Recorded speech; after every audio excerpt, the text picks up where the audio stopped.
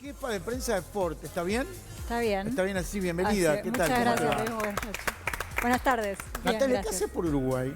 No, yo vengo a Uruguay seguido. Mi familia bien. siempre tuvo trabajos acá, así que vengo como de ya nieta de, Está así bien. ¿Vos fuiste jefa de prensa de Ford sí. hasta su muerte? No, un par de meses antes había dejado de trabajar, tenía que terminar la universidad y era absolutamente incompatible. Pero estuve con él casi todo su periodo de fama, digamos, sí. Y ahora estás con Martita y Con los chicos, con sí. Los chicos, ¿no? Así es. Sí, les manejás la prensa. Sí, tienen un perfil que están como levantando ya hace unos años, así Ahora, que... pero lo hicieron. Dijeron, llamemos a Natalia para frenar a estos chicos porque van a hacer un desastre. Más o menos. Digamos como que del grupo del padre soy la única, junto a su abogado que es César Caroso, soy la única persona que sigue. Cuando los chicos empezaron a levantar un poco el perfil, más que nada cuando fue el cumpleaños de Marta, que sabíamos que iba a tener una repercusión importante, Gustavo me había pedido que volviera y bueno, y de ahí en más seguí. ¿Gustavo? Sí. ¿Gustavo, este fue el que te pidió? Sí. ¿Para volver? Sí. ¿Él veía que la cosa se estaba descontrolando? Y el cumpleaños de Marta tuvo un perfil altísimo, fue una... ¿Cumpleaños de Marta y los dos? Sí, ¿no? bueno, pero los 15 años son de las nenas. Sí, tenés razón, está bien, los 15 de Marta. Claro, y tenía exclusividad de una revista y había una cobertura muy grande y fueron varios meses de muchísima repercusión sobre el tema, fue una fiesta muy importante, entonces bueno, a partir de ahí fue como que ya me quedé. Claro. Muchas veces se manejan las exclusividades simplemente para que no haya caos, ¿no? Más allá del dinero, porque obviamente creo que no necesitan dinero ellos, pero digo, si no es un caos, digo, creo que... Mira, una pregunta directa para alguien que maneja la prensa de alguien. ¿La exclusividad también ayuda a ordenar un poco las cosas en el momento del evento? Ayuda, nosotros no cerramos las puertas, o sea, nosotros hicimos exclusividad de las puertas para adentro, pero le dimos habilitación a casi todos los medios para que pudieran estar en la puerta. No dejan de ser dos chicos que crecieron bajo, digamos, la imagen de todo el mundo, entonces lo permitimos. Pero la exclusividad en este caso fue más una cuestión de... vamos a ser muy sinceros, de estrategia. Sí. Estrategia. Sí, porque a nivel prensa, digamos, darle habilitación a cualquiera para que ingresara, era como que le quitaba importancia a la figura, porque si tenés exclusividad, tenés una revista que va a cubrir absolutamente todo y las demás que le compiten queriendo lo mismo. Entonces fue básicamente por eso. Se posiciona, digamos. Exactamente. ¿Los podés controlar a los chicos hoy, no? No necesitan ser muy controlados, son mucho más tranquilos que el padre. Pero ellos tienen, por ejemplo, vos le manejás la prensa, pero ellos tienen acceso y manejan sus cuentas. O sea, Twitter, Instagram, todo lo manejan ellos. Sí, obvio, ¿No sí. ¿Y te consultan? No, sí. Sí. A veces sí, otras no, pero a veces sí me consultan. Nosotros hablamos por teléfono el otro día de la muerte de Gustavo, ¿no? Que nos diste un testimonio riquísimo. Y en esa charla me acuerdo que claro, también estaba esto de las reacciones de los chicos en aquel momento. Y vos nos decías, son adolescentes, son gurises, como decimos acá. O sea, que cambió un poco esa sensación en estos días que han ido pasando, digamos.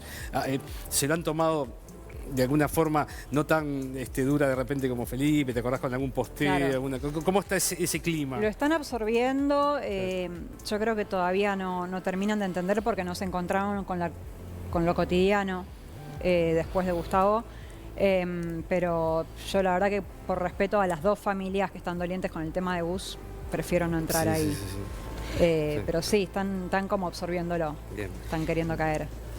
Recién decías, los chicos son mucho más tranquilos que su padre. Sí.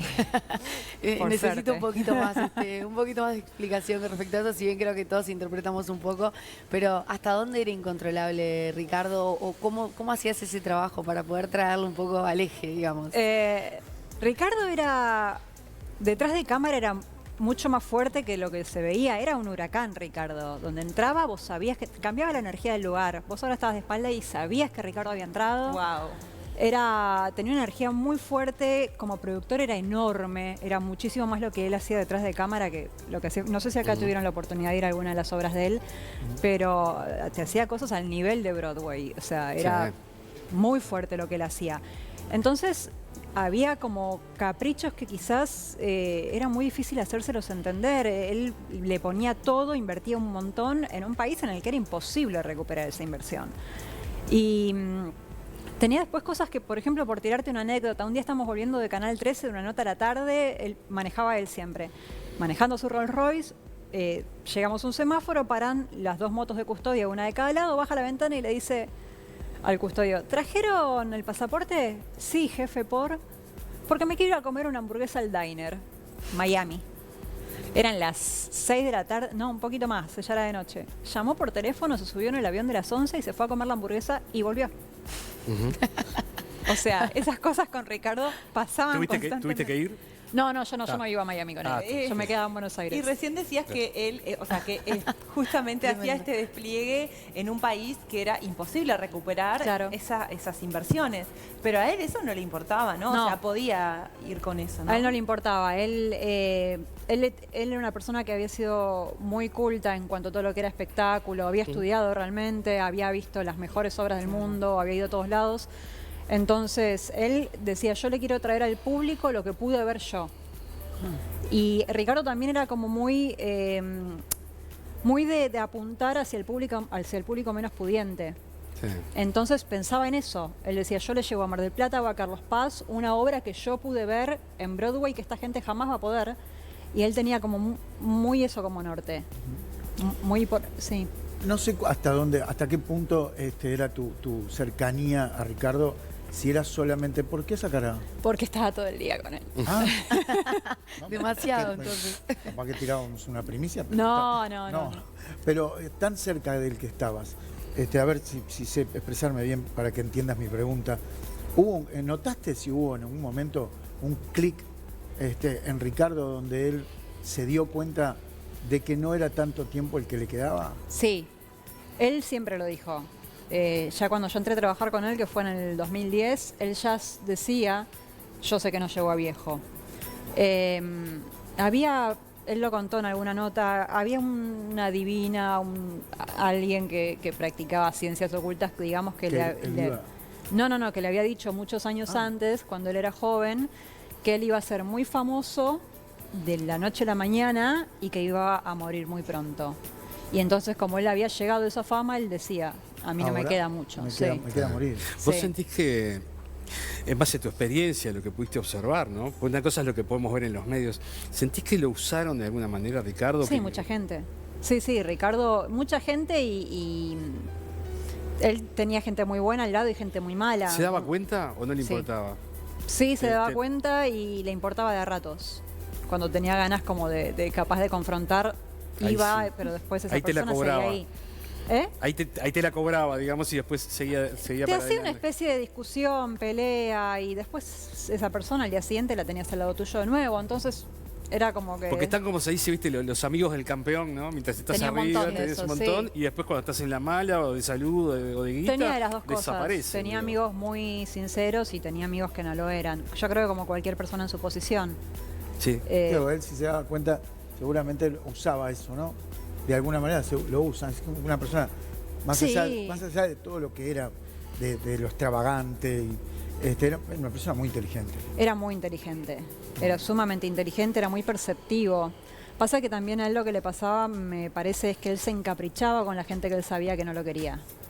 Él se daba cuenta, conquistar. Claro, él se daba cuenta que esa persona no estaba ahí con sinceridad, entonces más empeño le ponía en conquistar. Claro. Yo te voy a hacer que me quieras. Exacto. Que vos me quieras. Sí, o que me necesites. Ajá. Claro. ¿Vos ves en Marta o en Felipe un Ricardo? En los dos. Las cosas buenas igualmente, por suerte. Sí. Pero en los dos, sí. Pero ¿cuáles eran las cosas malas? No, él tenía un carácter muy fuerte. ¿Pero él maltrataba a la gente? Pasa que ellos, todos, digamos, la madre también, son de hablar con un tono muy alto de voz. Entonces capaz que había gente que quizás era más sensible que se lo tomaba de una manera más chocante.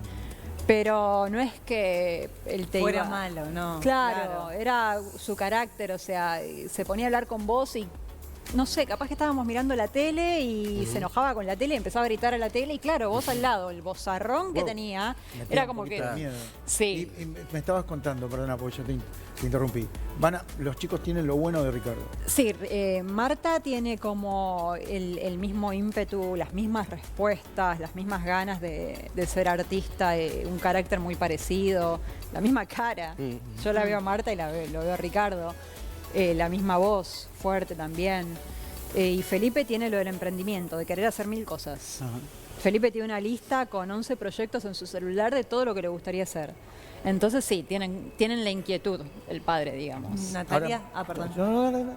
No, te iba a preguntar sobre los niños, bueno, adolescentes ya. 18. Sí, si existe el miedo de lo que le pasaba a Ricardo, quizás, con esto de que se le acerque gente por interés o amigos del campeón, etcétera. ¿El entorno de ellos no tiene miedo de eso, por ejemplo? No tienen un entorno como el de Ricardo. Ricardo tenía custodios, productores, prensas, un montón de cosas. Ellos no.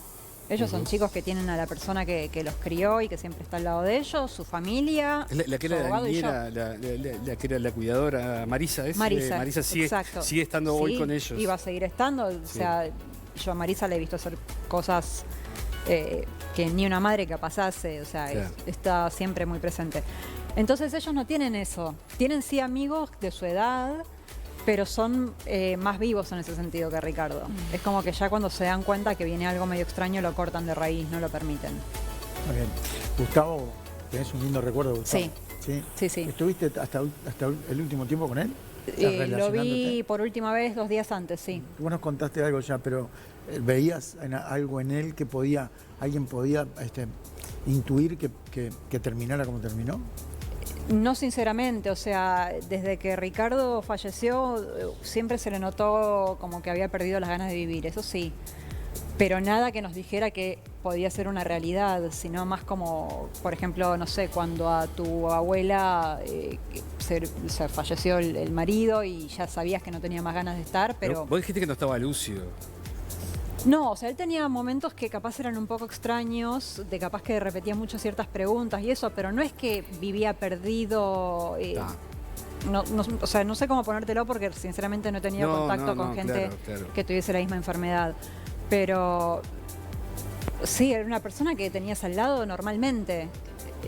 La verdad es que el tema de bus, te repito, prefiero no entrar. Sin entrar en detalles porque yo sé que está complicado.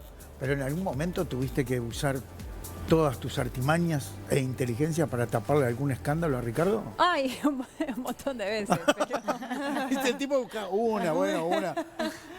Igualmente Ricardo en ese sentido era muy transparente, no le importaba nada. No le importaba nada, cuanto más se supiera de él mejor. Él te decía, bueno, y si se sabe es prensa para mí, no importa. ¿Y cómo se tapa un escándalo vos que sos jefa de prensa? Sí. Igual no solamente trabajé con Ricardo. Por eso, no hablo puntualmente de Ricardo. Me especialicé de hecho en gestión de crisis. Algo que me puedas contar de qué estrategia utilizaste para tapar un escándalo. Fantástico. Y depende, a veces lo que se suele hacer es o alimentar otro escándalo que pueda ser más fuerte que ese, de cuestión que justamente se pierda importancia.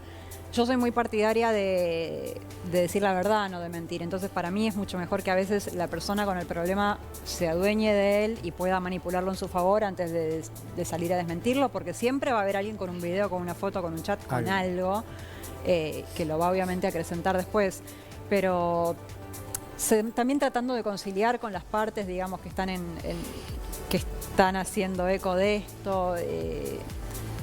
Qué sé yo, pasa que uno firma acuerdo de confidencialidad para este tipo de trabajo, entonces es muy difícil. ¿Pero alguna vez tuviste que lidiar o mediar con alguno de estos grosos del Chimento, yo qué sé, Jorge Rial, De Brito, Viviana?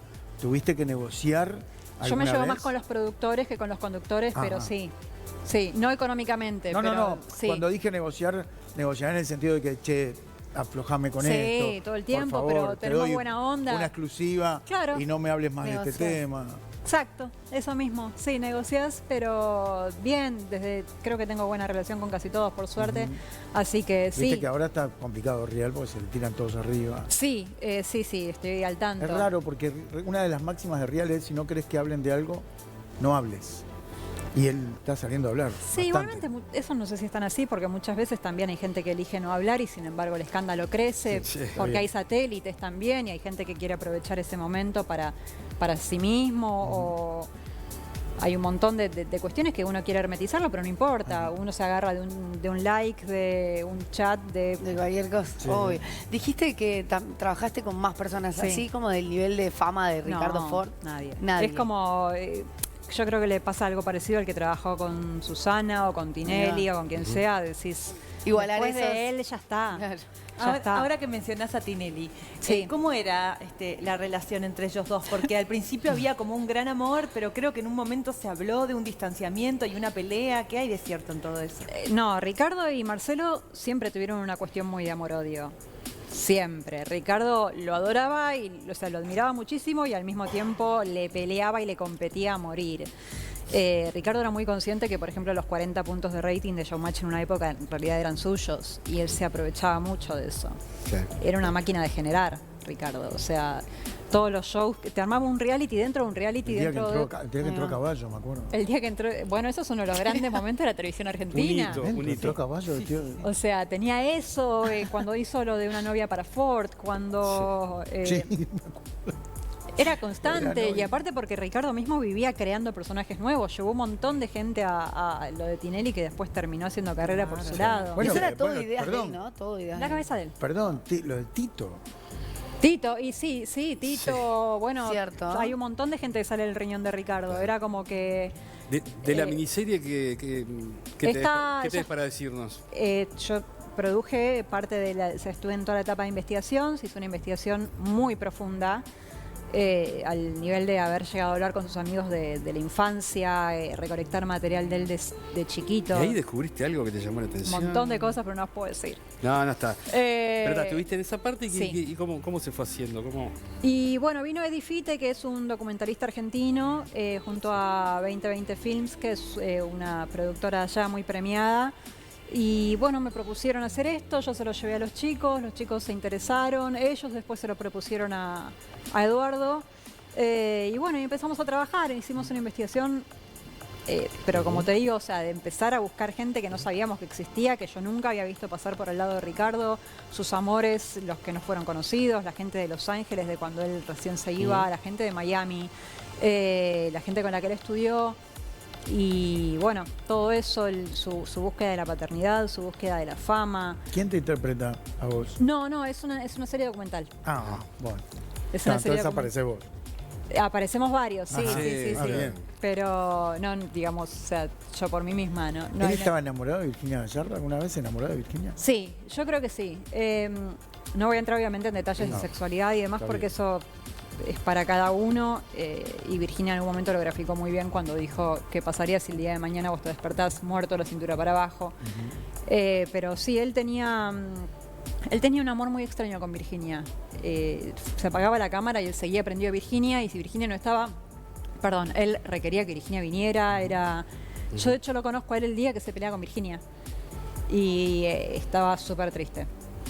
Así que sí, yo creo que sí. De hecho, habló conmigo sobre Virginia un montón de veces. Igual una pelea que terminó, ¿no? Porque ellos, esa pelea de la que hablás, que justo es el día que vos lo conocés, después arreglaron. No, después esa fue la pelea final. ¿Y cómo fue? No me acuerdo muy bien, había sido en Showmatch, él estaba de jurado, Virginia de participante, no me acuerdo si Virginia presentó un novio o algo así. Y yo lo conocí ese día en los pasillos de Ideas del Sur en ese momento. Me invitó a cenar a la casa y ella, en cuanto entré, lo vi llorando. O sea, era como... Aparte, él era súper emocional. Era como que no... Si él estaba enojado, sabías. Si él estaba triste, lo sabías. Si él estaba feliz, lo sabías. No había... No ocultaba nada. ¿Y en tu trabajo el cliente siempre tiene la razón? No. La tengo yo. Tenés que decir que no. O sea, tuviste que decirle a Ricardo, esto no lo hago. ¿Y cómo funciona? Cuando yo trabajaba con Ricardo, yo recién arrancaba en televisión y venía de hacer festivales de música y otro palo absolutamente distinto. Entonces, tuve que aprender mucho de él también, porque la televisión es otro mundo. Pero muchas veces sí, obviamente, yo le decía, esto no, por acá no, y él Te peleaba. Estaba nada. No, iba a decir lo que quería. Me imagino. Porque después la que tiene que poner la cara sos vos también. Sí, pero allá por lo menos todo el mundo lo conocía y todo el mundo sabía quién era él y sabían que uno puede ayudar hasta cierto punto. ¿Te cambió la vida, Forta, vos? ¿Eh? ¿Te cambió la vida, Ricardo? Ricardo, sí, absolutamente. Sí, obvio. Yo después de Ricardo, digamos, yo entré por la puerta grande, a la Telo entré por la puerta fácil porque entré con Ricardo. Igual yo venía trabajando ya con otras personas, pero sí, Ricardo fue como la gran agenda, la hice con Ricardo, los grandes contactos los hice con Ricardo, eso sí, sin duda, se lo debo a él. Más allá, obviamente, de la escuela que me dio, porque con Ricardo en 2 meses aprendías lo que en la universidad puedes aprender en 4 carreras, o sea que no... Sí. Hoy tenés el Clan Forest. ¿El Clan Forest, Eduardo? ¿Los chicos? No, yo no trabajo con Eduardo. Eduardo no tiene jefe de prensa, no es una persona pública. Pero está bien, pero cada tanto capaz que tenés que lidiar con parte de la familia. ¿O Eduardo no tiene ninguna incidencia con los chicos? No, sí es súper presente, se va de vacaciones con ellos. Felipe cada vez que quiere algo lo llama y le pide el consejo a él, o sea, es un pilar en la vida de los chicos. ¿Y comparado con Ricardo, cómo es Eduardo? Yo con Eduardo traté muy poco, por lo menos hemos tenido siempre unas conversaciones como muy cordiales, o sea, mira Eduardo, yo pienso esto, él me dice yo pienso esto otro, bueno, la verdad es que no tengo nada malo para decir de Eduardo. ¿Te quedás en Uruguay ya está? ¿Estás 3, 4 días más. ¿Vacacionando? No, estoy ocupándome de algunas cosas familiares y digamos de otros proyectos que pueden llegar a surgir acá, pero tranquilo. Felipe va a vender apartamentos, tiene un emprendimiento, va a ser un fondo de inversión. Digamos, uno de sus grandes... No compró el departamento, ese que se dice en todos lados, no lo compró. Felipe está en este momento como teniendo mucho vínculo con una ex pareja de Ricardo. Con Gabriel. Con Gabriel. Claro. Gabriel hace justamente real estate allá en Miami y Feli quería aprender y lo acompañó a visitar ese departamento, hizo el video que hizo y todo el mundo pensó que había comprado un departamento. De cualquier manera lo puede comprar cuando quiera, ¿no? La verdad que no tengo tanta idea. La parte capital de ellos mucho no me meto. Muy bien, tenés mucho trabajo de acá, muchos años. Ojalá que sí, que ellos tengan ganas, que les guste y tratar de hacérselo lo más ameno posible, porque también el medio es un lugar muy difícil, así que ojalá que sí. Podemos decir que Ricardo Ford, por ejemplo, es uno de los tantos ingobernables que hay en la farándula. Sí, pero no fue el más ingobernable de todos los que me tocó, ¿eh? ¿Y no me lo vas a contar? No. Pero no fue el más ingobernable. Nombrame 3 que hayas hecho la prensa y va a estar ahí. Uy, no sé, qué difícil. ¿Quién fue? No voy a dar el nombre, pero ingobernable. La persona más ingobernable que me tocó fue una figura que salía en ese momento lo que era Endemol, que era como que Endemol le ponía muchas fichas y me llaman a mí para que la tomara. Y me ha pasado de tener capaz que una discusión con ella por explicarle, mira, no podemos hacer esto, y que ella agarrara y se empezara a arrancar el pelo. Wow, caramba. Cosas así. Qué carácter. Me han pasado. Vamos a la pausa, que tenemos que hablar con ella. Un minuto. Sí. No. ¿Te regalan chocolates gratis? ¿Tenés? Por lo menos sí. Creo que una caja o 2 me deben haber dado. Así nada más. Ese es el éxito de la empresa. Claro, no regalar las cosas. Natalia, gracias. Muchísimas gracias por la charla, por la visita. Bienvenido a Uruguay. Esperemos tráete a los chicos un día, nos sentamos acá con ellos, charlar. No hay problema. Sí, lo podemos llegar a hablar. ¿Por qué no? Obvio. Un aplauso fuerte para Natalia Román, jefa de prensa de los Ford, en este caso de Martita y Felipe, hoy, antes de Ricardo. Muchas gracias. Sí. Despedimos a Natalia.